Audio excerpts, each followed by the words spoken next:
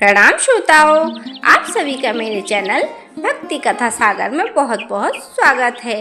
आज की इस वीडियो में हम आपको पाप मोचनी एकादशी व्रत कथा का रसपान कराएंगे और श्री हरि विष्णु से प्रार्थना करेंगे कि हम सभी पर अपनी कृपा बनाए रखें। वे हमें केवल भौतिक सुख समृद्धि ही नहीं बल्कि इस दुर्लभ मानव जीवन का सबसे अनमोल रत्न अपनी शुद्ध भक्ति भी प्रदान करें। ऐसी भक्ति जो मनुष्य को संसार के बंधनों से मुक्त करा के सीधे भगवान के दिव्य चरणों तक पहुंचा देती है। भक्तों, शास्त्रों में कहा गया है कि मनुष्य चाहे जितना भी महान क्यों ना हो, एक क्षण का मोह भी उसको वर्षों की तपस्या को डगमगा सकता है, भंग कर सकता है। और भविष्योत्तर पुराण में भी एक ऐसी ही अद्भुत घटना का वर्णन मिलता है। कहा जाता है कि एक महान ऋषि थे जिनकी तपस्या वज्र के समान कठोर थी। उनका मन स्थिर, इंद्रियां संयमित और उनका तपोबल तो इतना प्रबल था कि देवता भी उनकी साधना से प्रभावित थे। लेकिन फिर एक दिन एक क्षण का मोह और उस क्षण उनकी वर्षों की तपस्या को डगमगा दिया, भंग कर दिया। माया का जाल इतना प्रबल हुआ कि एक महान तपस्वी भी उसमें उलझ कर रह गए और देखते ही देखते उनका तपोबल, तेज और दिव्यता सब कुछ नष्ट हो गया। जब उन्हें अपने इस पतन का आभास हुआ तो उनका हृदय पश्चाताप से भर उठा और वे भीतर ही भीतर पश्चाताप की भारी अग्नि में जलने लगे। तब उन्होंने संसार के सभी सहारों को छोड़कर भगवान श्री हरि की शरण ली और एक ऐसी दिव्य तिथि का आश्रय लिया जिसकी महिमा स्वयं देवताओं ने भी गाई है। एक ऐसी तिथि जो मनुष्य के जन्म जन्मांतरों के पापों को भी क्षण भर में भस्म कर डालती है, जो गिरे हुए को भी फिर से उठाकर खड़ा कर देती है, उसके दिव्य स्वरूप तक पहुंचा देती है। और वही पावन तिथि पाप मोचनी एकादशी के नाम से जानी जाती है। इस एकादशी के प्रभाव से उस ऋषि ने न केवल समस्त पाप नष्ट हो गए बल्कि उन्हें उनकी पूर्व चेतना, दिव्यता और तेज संपूर्ण तपस्या का फल पुनः प्राप्त हो गया। तो आइए भक्तों, अंततः श्रद्धा और विश्वास भक्ति के साथ हम सब मिलकर इस कथा का श्रवण करते हैं। सभी संचित पापों को नष्ट करने वाली परम पावन पाप मोचनी एकादशी की दिव्य व्रत कथा सभी मिलकर प्रेम से बोलिए, पाप मोचनी एकादशी की जय। श्री लक्ष्मी नारायण भगवान की जय।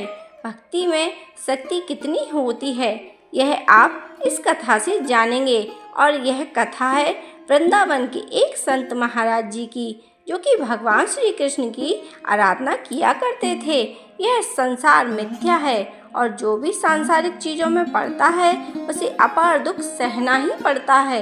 इसलिए उन्होंने इस संसार को भूलने की एक युक्ति को अपनाया, अपने मन को निरंतर हर क्षण श्री कृष्ण की भक्ति में रमाया। हर समय वे श्री कृष्ण में स्मरण करते रहते थे। उसके लिए महात्मा ने भगवान के साथ एक ऐसा संबंध जोड़ा जिससे कि उनके मन से श्री कृष्ण का ध्यान कभी निकल ही ना सके। उन्होंने मन ही मन यह संकल्पना की कि मैं नंद हूँ और बाल श्री कृष्ण मेरे बालक हैं। अब तो वे लाला को खूब लाल लड़ाते, यमुना जी स्नान कराने ले जाते, लाला को साथ लेकर जाते, भोजन करने बैठते तो लाला को साथ लेकर बैठते और ऐसी भावना करते कि कन्हैया मेरी गोदी में बैठे हैं, कन्हैया मेरी दाढ़ी से खेल रहे हैं। श्री कृष्ण को पुत्र मानकर आनंद करते। जो हरकतें, जो शरारतें एक नन्हा बालक करता है, वह उन सभी शरारतों को मानसिक कल्पना किया करते थे जिससे उन्हें खूब आनंद आता था। और इस तरह श्री कृष्ण के ऊपर उनका वात्सल्य भाव था। संत महाराज जी श्री कृष्ण की मानसिक सेवा किया करते थे। संपूर्ण दिवस, पूरा दिन मन को श्री कृष्ण लीला में ही रमाते रहते थे। सुबह से शाम तक उनके श्री कृष्ण भगवान के साथ लीलाएं होती। जैसे कि घर में एक नन्हा शिशु होता है तो पूरा दिन, पूरी दिनचर्या उस शिशु के नाम ही हो जाती। सुबह से लेकर रात तक शिशु के कपड़े बदलने से लेकर खाना पिलाना, दुलार करना, सुलाना, यह सारे काम जिस तरह से एक शिशु के साथ किए जाते हैं उसी तरह की भावना मन में करते हुए महात्मा जी श्री कृष्ण के साथ किया करते थे। अब जिसके घर में छोटा शिशु हो, उसे कुछ समय तक बाहरी दुनिया का कोई ज्ञान ही नहीं रहता, जब तक कि उसका बालक थोड़ा बड़ा नहीं हो जाता। ऐसे ही वह संत महात्मा थे। हर समय वे कृष्णमय ही रहते थे। उन्हें अपना बालक मानकर उनकी मानसिक सेवा में ही मगन रहते थे। आसपास क्या हो रहा है, संसार में क्या चल रहा है, इसका चिंतन करने का उनको कोई अवसर ही न मिला। इसलिए वे हमेशा कृष्ण स्वरूप का ही मानसिक स्मरण किया करते थे। अगर मन को भक्ति में लगाया जाए तो हो सकता है मन में वह भक्ति जगाना थोड़ा मुश्किल हो सकता है, लेकिन अगर किसी खास लीला के साथ अपने मन को भक्ति में जोड़ा जाए तो वह भक्ति बड़े सहज ही प्राप्त हो जाती है और भगवान की कृपा भी सहज ही प्राप्त हो जाती है। इसके लिए भगवान के साथ एक संबंध स्थापित करना होता है। अब चाहे वह पिता पुत्र का संबंध हो या माता पिता का संबंध हो या सखा का भाव हो या प्रेमी का भाव हो या कैसा भी भाव हो सकता है, जब तक भगवान के साथ एक संबंध नहीं बनेगा, जब तक उनके साथ जो अपना संबंध है वह प्रकट नहीं होगा, कुछ न कुछ लीलाएं भगवान जब भी संबंध स्थापित करते हैं तो दिखा ही देते हैं। इसी तरह अब श्री कृष्ण के साथ पुत्र का संबंध जोड़कर महात्मा जी संसार को भूल गए और वे बाल कृष्ण के साथ ही रमे रहते थे। श्री कृष्ण को पुत्र मानकर खूब लाड़ लड़ाते और महात्मा जी ऐसी भावना मन में किया करते थे कि आज तो देखो नन्हे कन्हैया मुझसे केला मांग रहे हैं, कह रहे हैं बाबा मुझे केला दो। और जैसे छोटे बालक हट करते हैं उसी तरह से कन्हैया उनके सामने हट कर रहे हैं। अब संत महाराज जी के पास उस समय केले तो थे नहीं, तो मानसिक भाव से ही वे बाजार जा रहे हैं। बाजार में बढ़िया पीले पके हुए केले खरीद कर लाए, उन्हें मन से मानसिक भाव से श्री कृष्ण को अर्पण कर रहे हैं। अपने हाथ में केला छीलकर उन्हें खिला रहे हैं और नन्हे कन्हैया मुंह में 2 दांत लिए हुए अपने छोटे छोटे दांतों से कुतर कुतर कर केला खा रहे हैं। और यह सब देखकर संत महात्मा बड़े प्रसन्न हो रहे हैं। उनके मन ही मन यह सारी लीलाएं चल रही हैं और वे सारा दृश्य अपने मन की आंखों से ही देख रहे हैं। इस तरह संत महाराज जी का पूरा दिन कान्हा जी के साथ ही बीता करता था। मानसिक सेवा वे करते थे और मन से जो भी भगवान उनसे मांगते थे वे मानसिक भाव से वह सारी वस्तुएं उन्हें अर्पण किया करते थे। कन्हैया तो बहुत भोले हैं, प्रत्यक्ष रूप से दी गई चीज़ों को तो वे स्वीकार करते ही हैं और अगर मन रूप से उन्हें सेवा की जाए और मानसिक रूप से कोई वस्तु उन्हें अर्पण की जाए तो फिर उन्हें कहना ही क्या है, वे तो शीघ्र ही स्वीकार कर लेते हैं। अब महात्मा जी कभी अपने शिष्यों से कहते कि इस शरीर में गंगा स्नान तो कभी हुआ नहीं, वही मुझे एक बार करना है। उसकी यह इच्छा जानकर शिष्य कहते कि महाराज जी काशी पधारिए। तब महाराज जी के मन में अपने छोटे से कन्हैया का ध्यान आ जाता। जैसे ही वे घर छोड़कर स्नान के लिए जाने की सोचते, उनके मंदिर में विराजमान श्री कन्हैया कहने लगते, बाबा मैं तो तुम्हारा छोटा सा बालक हूँ ना, मुझे छोड़कर काशी नहीं जाना। इस तरह महात्मा सेवा में रमे रहते थे। मन ही मन वे उनसे बातें करते, उन्हें समझाते, लाला ऐसे अकेला थोड़ी न छोड़ के जाऊंगा। तब उनको ऐसा लगता था कि मेरा लाला जाने की मनाही कर रहा है, मेरा कान्हा तो अभी बहुत छोटा है और मैं अपने नन्हे से कान्हा को घर पर अकेला छोड़कर यात्रा करने भले कैसे चला जाऊं। मुझे लाला को छोड़कर नहीं जाना, ना होता स्नान तो ना सही। महात्मा धीरे धीरे समय बीतने पर बहुत बूढ़े हो गए। अब संत महाराज जी का शरीर तो वृद्ध हुआ, परंतु उनका कन्हैया तो अभी तक छोटा ही रहा, वह तो बड़ा हुआ ही नहीं। उनका प्रभु में बाल भाव ही स्थिर रहा। वे जो श्री कृष्ण की मानसिक सेवा करते थे, उनकी नज़र में उनका कन्हैया उतने ही साल का, उतने ही छोटा रहा जितना वह पहले दिन से उनकी सेवा में विलीन हुए थे। अब एक दिन इसी तरह से लाला की मानसिक सेवा करते करते चिंतन करते करते, उनका स्मरण करते करते संत महाराज जी मृत्यु को प्राप्त हो गए। शिष्य कीर्तन करते करते महात्मा जी को शमशान ले जा रहे थे। अब अग्नि संस्कार की तैयारी हुई। इतने में ही एक 7 वर्ष का अति सुंदर बालक कंधे पर गंगा जल का घड़ा लेकर आ गया और उनसे कहने लगा कि यह मेरे पिताश्री हैं और मैं इनका मानस पुत्र हूँ। पुत्र के तौर पर अग्नि संस्कार करने का अधिकार तो मेरा है और मैं ही इनका अग्नि संस्कार करूँगा। पिता की अंतिम इच्छा पूरी करना तो पुत्र का धर्म होता है और मेरे पिता की गंगा स्नान करने की बड़ी इच्छा थी, परंतु मेरे कारण यह गंगा स्नान करने नहीं जा सके, इसलिए आज मैं इनके लिए यह गंगा जल लेकर आया हूँ। पुत्र जिस प्रकार पिता की सेवा करता है, उस प्रकार बालक ने संत महाराज जी की शव को गंगा स्नान कराया, संत महाराज जी के मस्तक पर तिलक लगाया, पुष्प की माला पहनाई और अंतिम वंदन करके अग्नि संस्कार किया। सारे लोग यह देखते ही रह गए। अनेक साधु महात्मा थे, परंतु किसी की भी बीच में बोलने की कोई हिम्मत नहीं हुई। अग्नि संस्कार हुआ और उधर वह बालक एकदम अंतर ध्यान हो गया। उसके बाद लोगों को ध्यान हुआ कि महात्मा जी के तो कोई पुत्र ही नहीं था। संत महात्मा जी की मानसिक सेवा के बारे में शिष्य जानते थे। वह भी जानते थे कि महात्मा जी श्री कृष्ण के प्रति अपना पुत्र भाव रखते हैं। वे उन्हें अपना पुत्र मानते थे, तो उनका वात्सल्य भाव था। और हो न हो वही बाल कृष्ण आज 7 वर्ष के बालक के रूप में महात्मा जी के पुत्र के रूप में आए हुए थे। महात्मा जी की भावना थी कि श्री कृष्ण मेरा पुत्र है। परमात्मा ने उनकी भावना पूरी की, क्योंकि वे अंतिम समय में गंगा स्नान करना चाहते थे, लेकिन अपने छोटे से लाला को मन के मंदिर में अपने घर पर अकेला कैसे छोड़कर जाऊं, और तब उनकी यह इच्छा अधूरी ही रह गई। उनके मृत्यु हो जाने के पश्चात बाल श्री कृष्ण ने आकर स्वयं उनकी इच्छा पूरी की। इसलिए भगवान के साथ भक्त जैसा संबंध जोड़ लेता है, भगवान उस संबंध को फिर वैसे ही निभाते हैं। फिर चाहे वो संबंध कैसा भी क्यों ना हो, लेकिन संबंध तभी निभता है जब दोनों ही तरफ से पूर्ण समर्पण हो। जब भक्त अपने मन में, चाहे वह मानसिक सेवा कर रहा हो या प्रत्यक्ष रूप से पूजा आराधना कर रहा हो, अगर उसकी भगवान के प्रति सच्ची सेवा निष्ठा है, सच्ची भक्ति है, तो भगवान अपने उस भक्त की लाज हमेशा रखते हैं और अपने उस संबंध को हर हाल में, चाहे कैसे भी हो, अवश्य निभाते हैं। प्रिय भक्तजनों, अब सुनिए पाप मोचनी एकादशी की पावन कथा।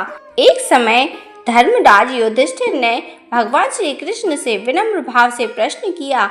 उन्होंने हाथ जोड़कर भगवान को प्रणाम करने के बाद कहा, हे केशव, हे जगन्नाथ, आपने मुझे आमला एकादशी की व्रत की महिमा अत्यंत सुंदर वर्णों में सुनाई है। उस कथा को सुनकर मेरा मन अत्यंत प्रसन्न हुआ और मेरी जिज्ञासा भी बढ़ गई है। अब कृपा करके मुझे चैत्र मास के कृष्ण पक्ष में आने वाली एकादशी के विषय में भी बताइए। इस एकादशी का क्या नाम है, क्या महत्व है, इसका व्रत करने से मनुष्य को कौन से पुण्य फल प्राप्त होते हैं। धर्मराज युधिष्ठिर का यह प्रश्न सुनकर मधुसूदन भगवान मुस्कुराए। उनकी करुणा से भरी दृष्टि महाराज युधिष्ठिर पर पड़ी और वे बोले, हे राजन, तुमने अत्यंत शुभ और कल्याणकारी प्रश्न पूछा है।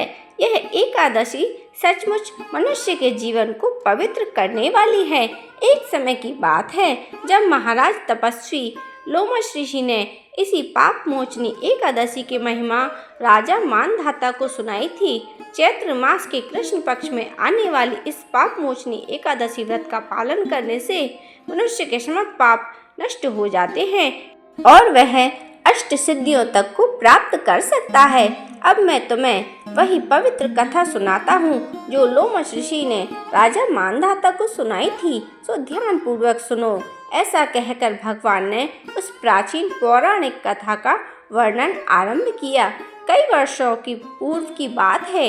देवताओं के कोषाध्यक्ष कुबेर के पास एक अत्यंत सुंदर और मनोहर उपवन था, जिसका नाम था चैत्र रथ। वह उपवन इतना सुंदर था कि वहाँ पूरे वर्ष वसंत ऋतु का ही वातावरण रहता था। चारों ओर रंग बिरंगे पुष्पों की सुगंधी फैली रहती थी और मधुर पक्षियों की कलकल सुनाई देती थी। मंद मंद बहने वाली सुगंधित वायु उस स्थान को स्वर्ग से भी अधिक सुंदर बना देती थी। इसी कारण वहाँ अक्सर अप्सराएं, गंधर्व, किन्नर और देवता विहार करने आया करते थे। विशेष रूप से चैत्र और वैशाख मास में देवता उस उपवन में घूमने के लिए अवश्य आते थे। उसी सुंदर उपवन में भगवान शिव के परम भक्त मेधावी ऋषि कठोर तपस्या कर रहे थे। उनकी तपस्या इतनी प्रबल थी कि देवताओं तक में उनके तेज की चर्चा होने लगी। वे वर्षों से भगवान शिव का ध्यान कर रहे थे, कठोर ब्रह्मचर्य और योग का पालन कर रहे थे। कई बार स्वर्ग की अप्सराओं ने उनकी तपस्या भंग करने का प्रयास किया, परंतु मेधावी ऋषि की साधना इतनी दृढ़ थी कि कोई भी उन्हें विचलित नहीं कर पाया। तब स्वर्ग की एक अत्यंत सुंदर अप्सरा मंजू घोषा ने यह निश्चय किया कि वह किसी भी प्रकार से इस महान तपस्वी की तपस्या अवश्य ही भंग करके रहेगी। मंजू घोषा उसी उपवन में आकर रहने लगी। उसने मेधावी ऋषि के आश्रम के निकट ही एक सुंदर कुटिया बना ली। प्रतिदिन वह मधुर स्वर में गाना गाती, वीणा बजाती और मधुर नृत्य करती ताकि ऋषि का ध्यान उसकी ओर आकर्षित हो जाए। धीरे धीरे समय व्यतीत होने लगा, परंतु ऋषि का मन अभी भी अचल था। तभी एक दिन कामदेव भी वहां पहुंच गए। कामदेव भगवान शिव के शत्रु माने जाते थे। उन्होंने सोचा कि मेधावी ऋषि शिव भक्त हैं, इसलिए उनके ध्यान को भंग करना बड़ा उचित होगा। कामदेव ने अपने शब्द, स्पर्श, रूप, गंध और रस से सूक्ष्म बाणों से ऋषि के मन को विचलित करने का प्रयास किया। फिर कामदेव ने अवसर देखकर मेधावी ऋषि के शरीर में प्रवेश कर लिया। जैसे ही कामदेव ने उनके शरीर में प्रवेश किया, ऋषि का मन विचलित होने लगा और उनका स्वरूप भी अत्यंत आकर्षित प्रतीत होने लगा। ठीक उसी समय अप्सरा मंजू घोषा वहां आई। कामदेव के प्रभाव से मेधावी ऋषि उनके सौंदर्य से मोहित हो गए और अपनी तपस्या को भूलकर उनके साथ रहने लगे। इस प्रकार दोनों एक दूसरे के साथ रहने लगे। दिन व्यतीत होने लगे। देखते ही देखते 57 वर्ष, 9 महीने और 3 दिन का समय बीत गया, लेकिन मेधावी ऋषि को इतने लंबे समय की यह अवधि केवल एक रात के समान ही प्रतीत हुई। जब मंजू घोषा ने देखा कि ऋषि अब पूरी तरह उनके मोह में पड़ चुके हैं, तो उसने स्वर्ग वापस लौटने का विचार किया। फिर उसने एक दिन विनम्रता से ऋषि से कहा, हे ऋषिवर, अब मुझ पर कृपा करें और मुझे स्वर्ग लौटने की अनुमति दें। लेकिन ऋषि बोले, हे सुंदरी, तुम तो अभी अभी आई हो, अभी बस संध्या ही तो हुई है। आज रात्रि यहीं ठहर जाओ, प्रातःकाल चली जाना। जब मंजू घोषा ने समय की वास्तविकता बताई और ऋषि ने जब काल की गणना की, तब उन्हें यह जानकर गहरा आघात लगा कि उन्होंने तो अपने 57 वर्ष अपने जीवन के व्यर्थ ही गवा दिए हैं। ये आवाज होते ही उनकी आंखों से पश्चाताप के अश्रु बहने लगे। अपने जीवन में इतने वर्ष व्यर्थ गवा दिए। तुमने मेरी तपस्या और मेरे जीवन का सर्वनाश कर दिया। तुमने पिशाचिनी के समान व्यवहार किया है, इसलिए जाओ, मैं तुम्हें श्राप देता हूँ कि तुम पिशाचिनी योनि में जाओ। श्राप सुनते ही मंजू घोषा भयभीत हो गई और वह ऋषि के चरणों में गिनकर रोने लगी। बोली, हे ऋषिवर, मुझ पर दया करो, मुझे इस श्राप से मुक्त होने का कोई उपाय बताइए।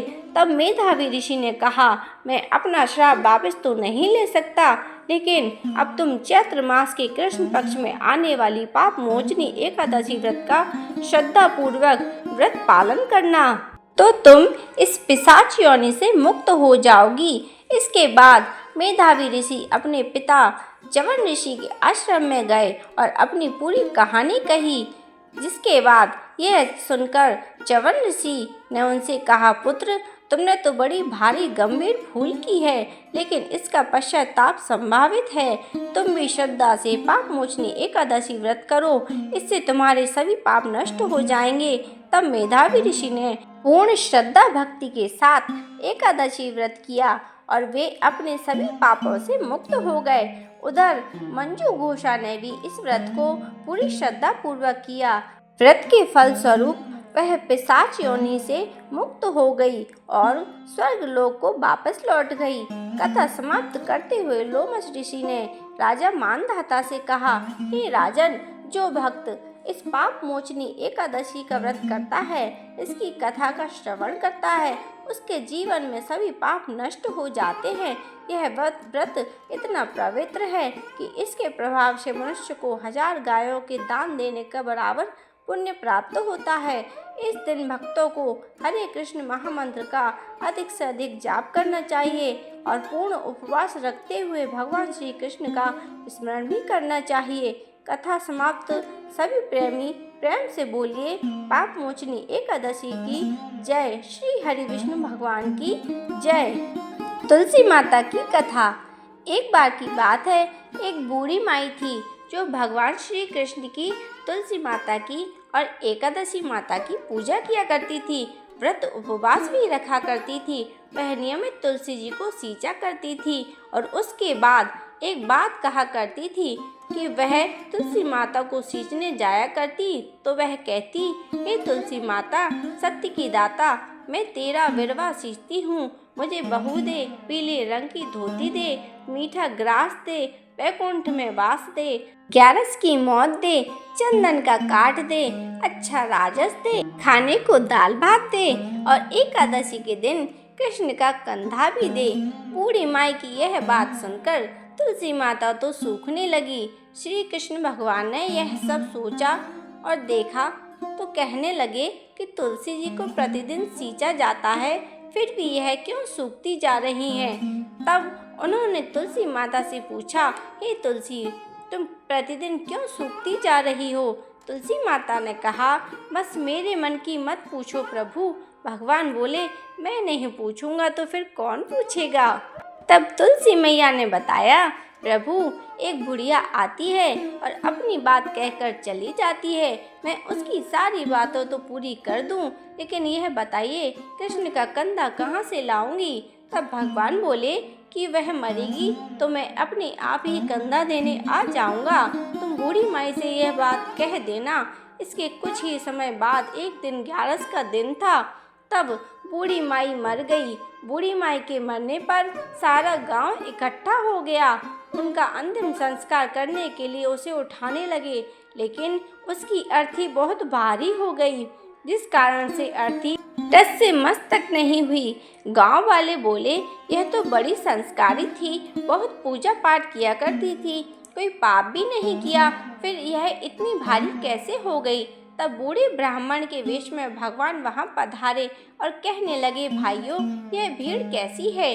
तब गांव वाले बताते हुए बोले कि यह बुढ़िया मर गई है और वह तो इतनी पापी निकली कि उसकी अर्थी उठ ही नहीं रही, बड़ी भारी हो गई है।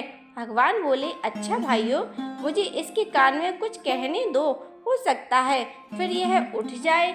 ऐसा कहकर भगवान बूढ़ी माई के पास गए और उसके कान में कहा, माई, तू अपने मन की कर ले, पीताम्बर की धोती ले, मीठा ग्रास ले, बैकुंठ में वास ले, चटक की चाल ले, चंदन का काठ ले, झालर की झनकार ले, दाल भात ले, जी ले और ले कृष्ण का कंधा भी ले। भगवान की सभी बातें सुनते ही बूढ़ी माई तो तुरंत हल्की हो गई और फिर भगवान उन्हें अपने कंधे पर लेकर गए। बूढ़ी माई को तो मुक्ति मिल गई और वह सीधे बैकुंठ धाम को चली गई। तुलसी माता जैसे अपने बूढ़ी माई की मुक्ति दी, वैसे ही सभी को मुक्ति देना। जैसे भगवान ने उन्हें कंधा दिया, हम सबको भी कंधा देना। इस कथा को सुनते कहते हुंकार भरते हुए सभी भक्तों पर अपनी कृपा बनाए रखना। सभी प्रेम से बोलिए तुलसी मैया की जय। श्री कृष्ण भगवान की जय।